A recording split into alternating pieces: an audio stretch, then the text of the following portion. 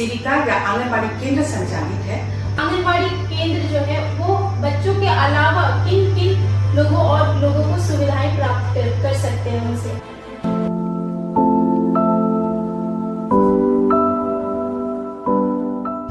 नमस्कार, जोहार, मैं वंदना आज की आपकी होस्ट और दोस्त आप सभी का प्रोजेक्ट दीप के तहत अगवा संवाद के तीसरे अध्याय पोषण भी और पढ़ाई भी में आप सभी का स्वागत करती हूँ। हमारा उद्देश्य है पाकुड़ वासियों के पास सही जानकारी पहुँचाना और हर आवाज को मंच देना। और इसी क्रम में आज हमारे बीच विशेष अतिथि के रूप में श्रीमती बसंती ग्लाडिस बाड़ा मैम, जिला समाज कल्याण पदाधिकारी पाकुड़, हम लोग के बीच उपस्थित है। आपका बहुत बहुत स्वागत है हमारे तीसरे अध्याय में। नमस्कार मैम, जैसा कि हम सभी जानते हैं कि जिला समाज कल्याण विभाग का एक बहुत बड़ा हिस्सा है आंगनबाड़ी सेंटर। तो मैं आपसे पूछना चाहूंगी कि जिला में कितने आंगनबाड़ी केंद्र संचालित हो रहे हैं और क्या आंगनबाड़ी केंद्र लिट्टीपाड़ा जैसे दूर दराज इलाकों में भी मौजूद है। सर्वप्रथम सभी को जोहार। मैं बताना चाहूंगी कि हमारे पाकुड़ जिला में कुल 1167 आंगनबाड़ी केंद्र हैं और अभी जनमन के तहत 111 आंगनबाड़ी केंद्र स्वीकृत हुए हैं। तो कुल टोटल मिलाकर के अभी हमारे यहाँ 1278 आंगनबाड़ी केंद्रों का संचालन किया जा रहा है। और जैसे लिट्टीपाड़ा के बारे में मैडम बोली, तो लिट्टीपाड़ा में जैसे सुदूरवर्ती क्षेत्र में भी अभी हमारे यहाँ केंद्र संचालित किया जा रहा है। एक बात और मैं कहना चाहूंगी कि जहाँ हमारा नेटवर्क भी नहीं है वैसे क्षेत्र में भी हमारी आंगनबाड़ी सेविका या आंगनबाड़ी केंद्र संचालित है। और गली गली, टोले टोले, मोहल्ले मोहल्ले, यहाँ तक कि 100 की जनसंख्या पर भी एक आंगनबाड़ी केंद्र संचालित किया जा रहा है। जी मैम, तो इसी क्रम में अगला सवाल मेरा यह है कि ये एक धारणा है कि आंगनबाड़ी केंद्र जो है वो सिर्फ बच्चों के लिए है। तो मैम, मैं आपसे जानना चाहूंगी कि जो हमारे दर्शक है, ये दर्शक हमारे जानना चाहेंगे कि आंगनबाड़ी केंद्र जो है वो बच्चों के अलावा किन किन लोगों को सुविधाएं प्राप्त कर सकते हैं उनसे।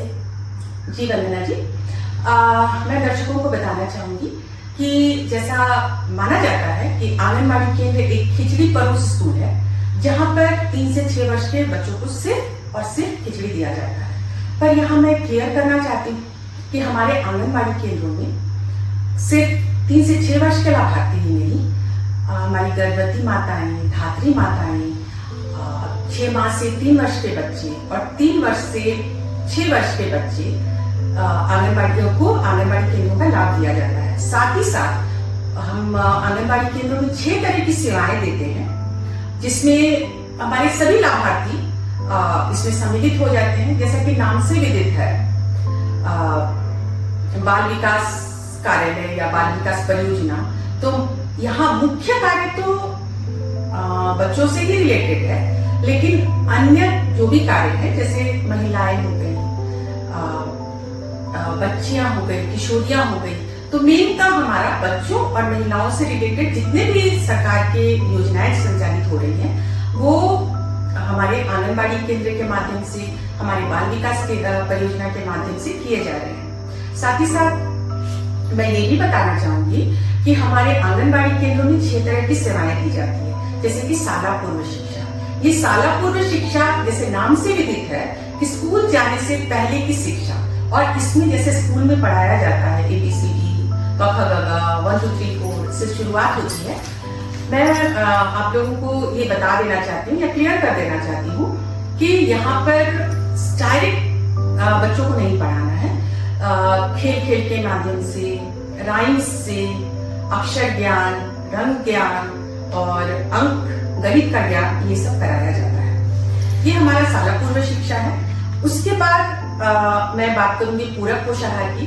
जैसे कि मध्याह्न भोजन में भरपेट खाना उपलब्ध कराया जाता है, लेकिन जैसे पूरक पोषाहार से विदित होता है कि अपना जो देवी का राशन है, देवी का जो भोजन है या देवी का जो आहार है, उसके अलावा जो पोषण बच्चे को नहीं मिल पा रहा है वो पोषण पूरक पोषाहार के माध्यम से दिया जाता है, और जिसमें सुबह बच्चों का नाश्ता दिया जाता है और दोपहर में बच्चों को भोजन दिया जाता है।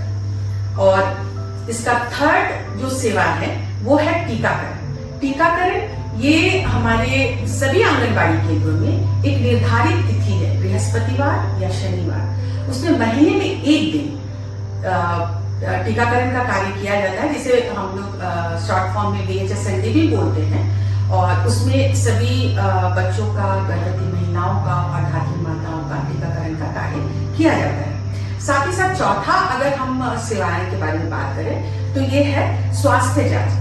ये VHSND के दिन ही ये स्वास्थ्य जांच भी का कार्य भी किया जाता है। साथ ही साथ इसी से मिलता जुलता एक सेवा है संदर्भ सेवा। ऐसे बच्चे या ऐसी महिलाएं या ऐसी गर्भवती या ऐसी धात्री माताएं जो कि जिनको की रेफरेंस सर्विसेज की जरूरत होती है, मतलब वहां पे इसका ट्रीटमेंट नहीं हो सकता है, उसको फर्दर दूसरे हॉस्पिटल में भेजने की जरूरत होती है, तो उसको रेफर किया जाता है। ये हमारा संदर्भ सेवा है। तो ये हम आंगनबाड़ी केंद्रों में ये सारी सुविधाएं देते हैं। मैम, आजकल काफी प्रचलन में चल रहा है मॉडल आंगनबाड़ी और सक्षम आंगनबाड़ी। तो अब हम सभी दर्शकों को ये बताएं कि ये कॉन्सेप्ट क्यों आया और क्या है ये फैसिलिटीज, इनमें क्या ऐसा फैसिलिटीज है जो दूसरे अन्य आंगनबाड़ी से इनको भिन्न बनाती है। जैसे कि शुरू से ही हमारे सरकार की ये योजना रही है कि आंगनबाड़ी केंद्र के माध्यम से बच्चों का शारीरिक, मानसिक और बौद्धिक विकास करना है। और कहीं ना कहीं सरकार का ये भी मंशा थी कि जिस तरह से प्राइवेट नर्सरी स्कूल जो चलते हैं उसी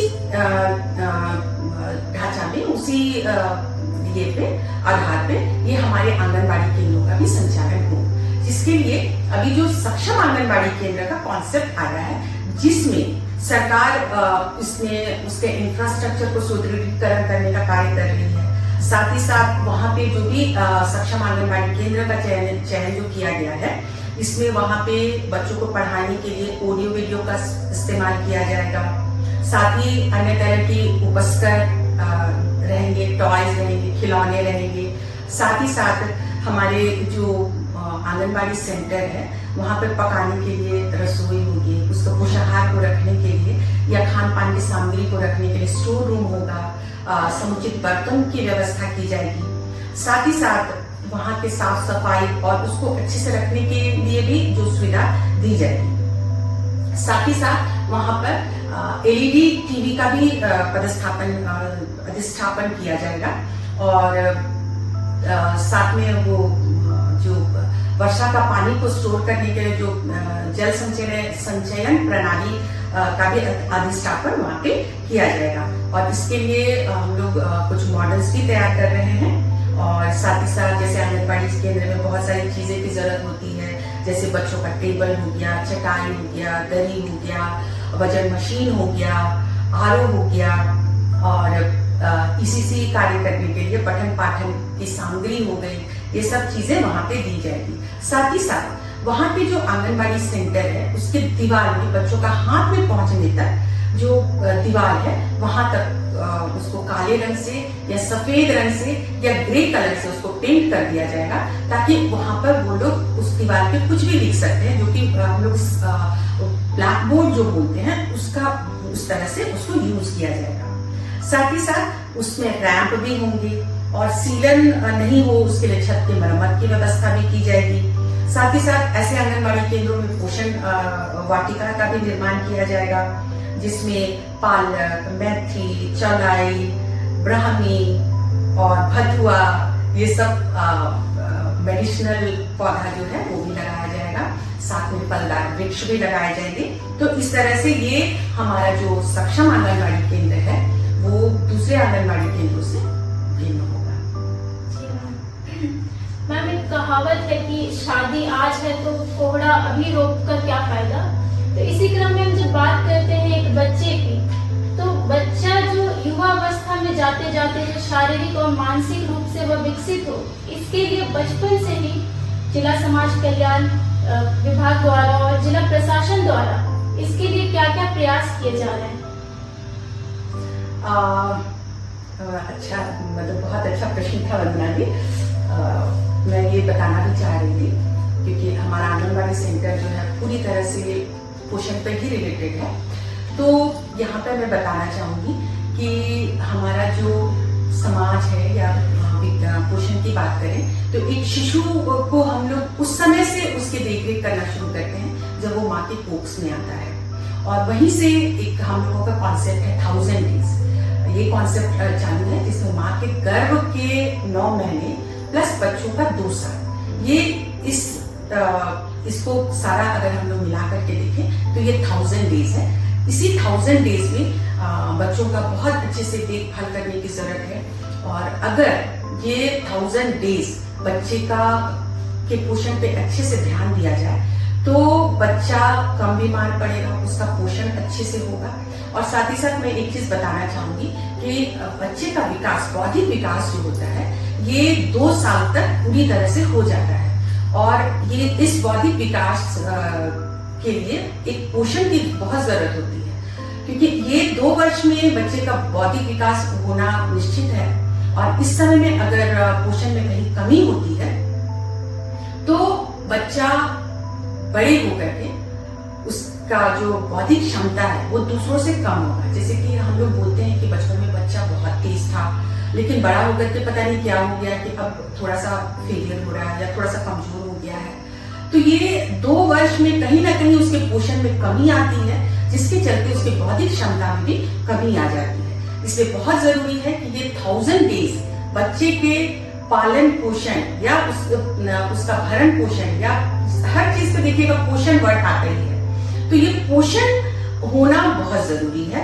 और साथ ही साथ जब बच्चा धीरे धीरे जैसे बड़ा होता जाता है तो 2 साल तो जो हम लोग बात करते हैं 1000 डेज की, उसके बाद हम लोग आंगनबाड़ी केंद्र में THR के माध्यम से 3 वर्ष तक उसको THR दिया जाता है। 3 वर्ष के बाद 3 से 6 वर्ष तक उसको आंगनबाड़ी केंद्र में उसके पोषण का ध्यान रखा जाता है। फिर हम लोग आते हैं किशोरी बच्चियों पे या किशोर बालक पे, तो इनका पोषण को ध्यान में रखते हुए इनको IFA गोली दिया जाता है। और उसके बाद फिर हम लोग अगर गर्भवती माता की बात करें तो गर्भवती माता के लिए एक बहुत अच्छा प्रोग्राम चल रहा है जो हमारे प्रधानमंत्री की ओर से चलाया जा रहा है, प्रधानमंत्री मातृ वंदना योजना। इसमें क्या है कि जो प्रथम गर्भवती है उसके खान पान के लिए एक 2000, 2003 किस्में 2000, 2000 और 1000 करके 5000 रुपए दिए जाते हैं। इसमें प्रथम किस्त जो है ये जब उनका प्रथम ANC हो जाता है और आंगनबाड़ी केंद्र में उसका रजिस्ट्रेशन हो जाता है, उसके बाद 2000 रुपए की राशि दी जाती है। उसके बाद जब उसका ANC कंप्लीट हो जाता है तब 2000 की राशि दी जाती है, और बच्चा पैदा होने के बाद जब उसका टीकाकरण पूर्ण हो जाता है तब 1000 की राशि दी जाती है। साथ ही साथ इसमें एक नया और क्लॉज जुड़ा हुआ है कि अगर उसी महिला का दूसरा बच्चा बेबी जो है वो अगर बालिका पैदा होती है तो उसको एक मुश्त 6000 रुपए की राशि दी जाती है। तो इस तरह से पोषण के दायित्व को हम निभा रहे हैं। बहुत बहुत धन्यवाद मैम, आप इतने बेहतरीन तरीके से और इतने विस्तार पूर्वक हम सभी को जानकारी दी। मैं आशा करती हूँ आप सभी पाकुड़ वासियों को यह जानकारी बहुत अच्छी लगी होगी, और धन्यवाद आप सभी का हमारे अबुआ संवाद से जुड़ने के लिए।